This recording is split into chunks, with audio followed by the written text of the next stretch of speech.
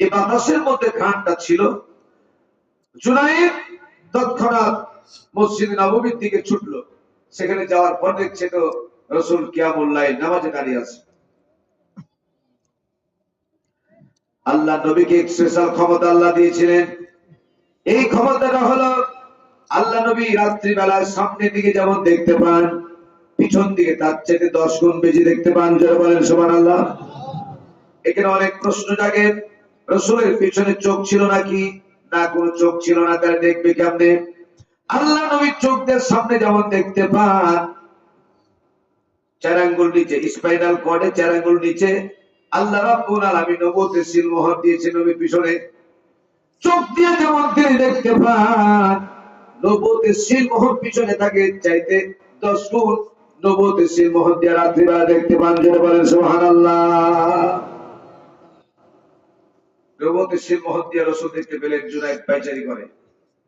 1 নম্বর হচ্ছে ইহুদি, 2 নম্বর মেহমান। সঙ্গে সঙ্গে নামাজ সমাপ্ত করলেন। নামাজ সমাপ্ত করে তিনি বেরিয়ে আসলেন, বললেন জুনায়েদ, তোমার তো এখন বিশ্রাম করার কথা ছিল, তোমার তো এখন বিশ্রাম করার কথা, তুমি উঠেছো কেন? জুনায়েদ জোড়হাত করে ক্ষমা চাচ্ছে। হে মুসলমানের নেতা, আপনি আমাকে ক্ষমা করে দেন। কিসের ক্ষমা?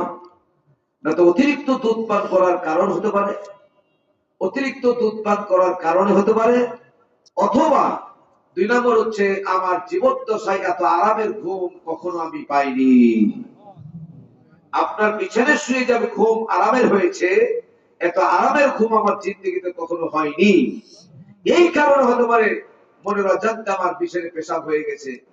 আপনার এত সুগন্ধিময় বিছানায় পেশাব করে দিলাম, আপনার কাছে ক্ষমা না আছে যদি যায়, আমার মৃত্যুর আগাদিক পর্যন্ত আমি নিজকে ক্ষমা করতে পারবো না। এই জন্য ক্ষমার জন্য আপনার কাছে অপেক্ষায় দাঁড়িয়ে আছি।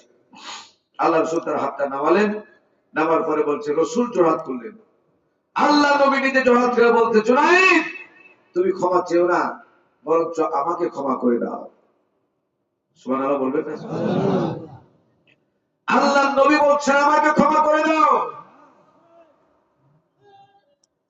জুনায়েদ বলতেছেন, অপরাধ করলাম আমি, ক্ষমা চাচ্ছেন আমি, আপনি, এটা কেমন হয়? রাসূল বললেন, না, তুমি আমার মেহমান, আর ঘুম মানে হলো অর্ধেক মৃত্যু। ঘুম মানে আন-নাওমু নিসফুল মাউত, আন-নাওমু নিসফুল মাউত। ঘুম মানে অর্ধেক মৃত্যু। আপনি ঘুমিয়ে থাকবেন, আপনার পাশ থেকে কখন কি চুরি করে নিয়ে গেছে আপনি টের পাবেন না। জুনায়েদ, তুমি ঘুমেছিলা, এটা পেশাব হয়েছে, ঘুমের মাধ্যমে তোমার কোনো দোষ নাই। আমার কেন আমি তোমাকে পারলাম না, যেমনই পেশাব হলো তেমন